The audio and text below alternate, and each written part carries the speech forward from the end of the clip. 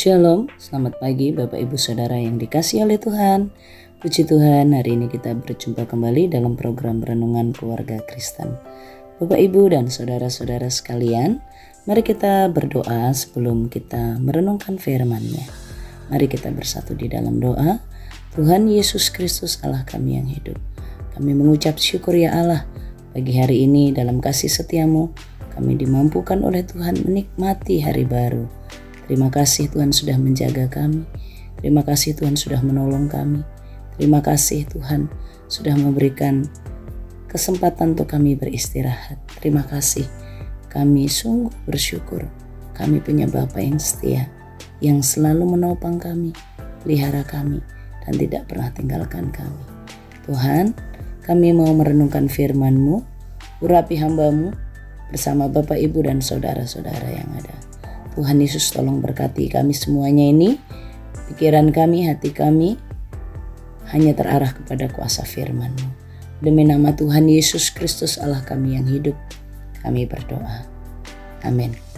Bapak Ibu Saudara yang dikasihi oleh Tuhan, hari ini kita akan bersama-sama belajar firman Tuhan yang akan menolong kita untuk memahami pentingnya menahan hati. Pentingnya menahan hati. Bapak Ibu Saudara yang dikasihi oleh Allah, bagaimana sesungguhnya kita bersikap terhadap hati kita ini? Manusia ini cenderung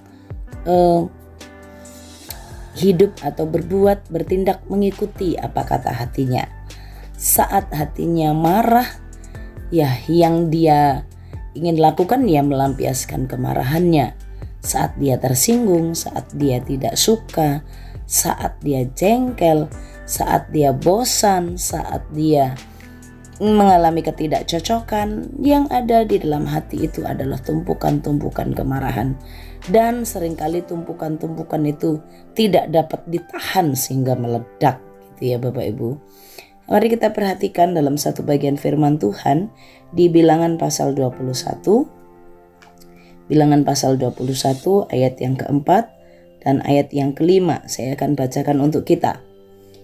Setelah mereka berangkat dari Gunung Hor, berjalan ke arah Laut Teberau untuk mengelilingi tanah Edom, maka bangsa itu tidak dapat lagi menahan hati di tengah jalan. Lalu mereka berkata-kata melawan Allah dan Musa, "Mengapa kamu memimpin kami keluar dari Mesir, supaya kami mati di padang gurun ini? Sebab di sini tidak ada roti dan tidak ada air, dan akan makanan hambar ini kami telah muak."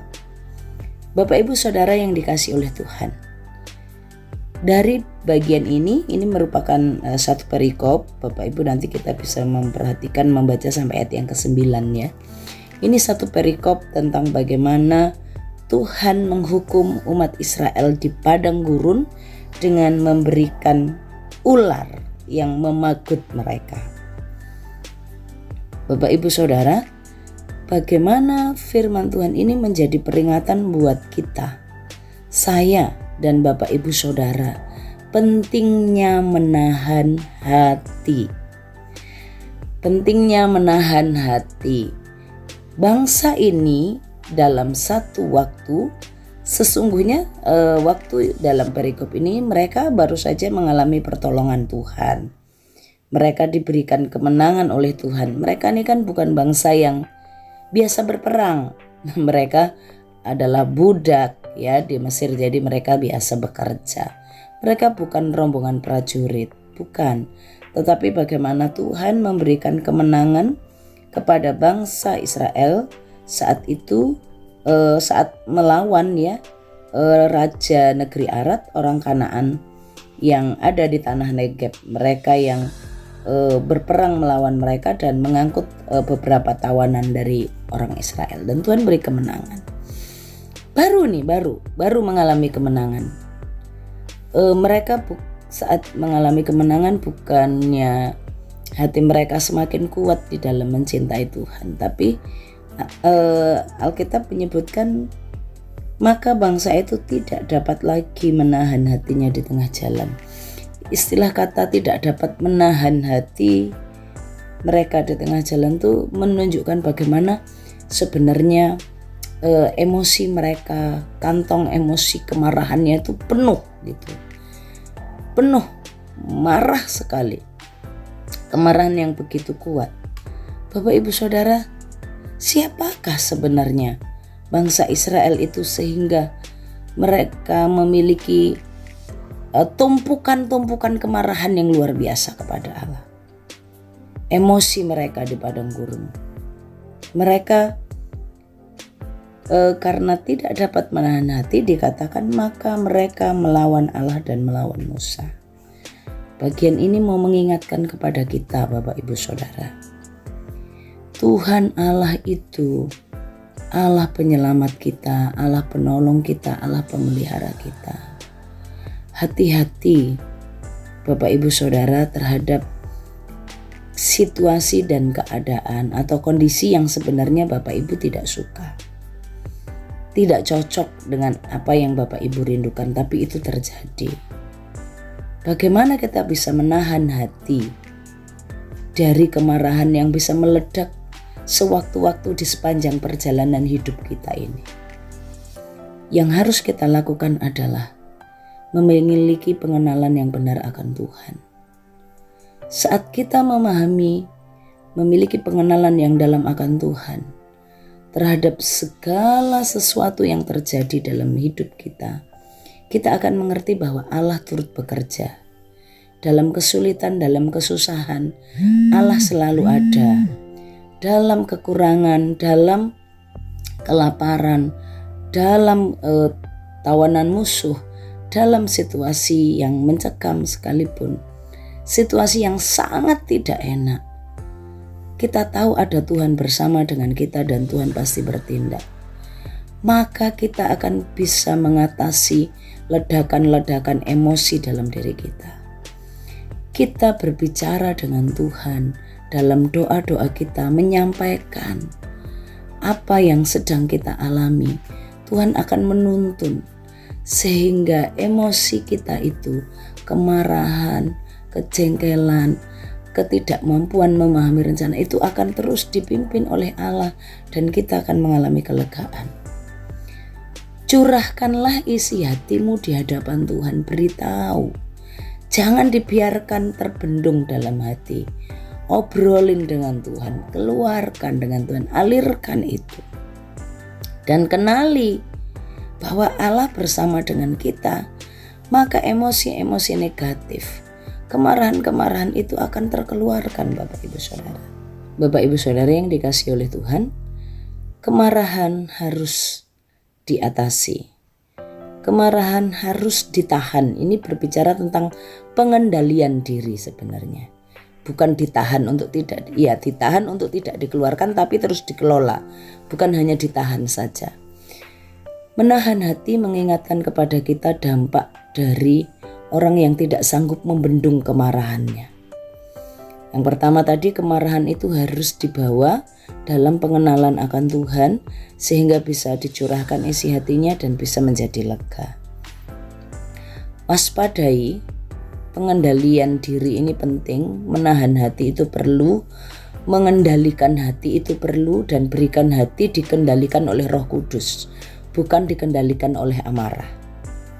Mari kita berikan hati kita untuk ditahan, dikendalikan, dikuasai oleh Roh Kudus. Karena jika tidak, jika kemarahan itu, emosi itu tidak dikendalikan, akan mendatangkan kehancuran. Bangsa Israel saat tidak sanggup menahan hatinya, mereka marah kepada Tuhan, bahkan menuduh Tuhan melakukan yang jahat. Mereka berpikir Tuhan itu hendak mematikan mereka, padahal Tuhan hendak menghidupkan mereka. Tuhan bukan mau membuat mereka mati di padang gurun. Di padang gurun mereka dikasih air, dikasih roti dari surga, yang itu hanya khusus untuk mereka, kita pun tidak saat ini. Tapi mereka berkata apa? Engkau mau membawa kami mati di sini.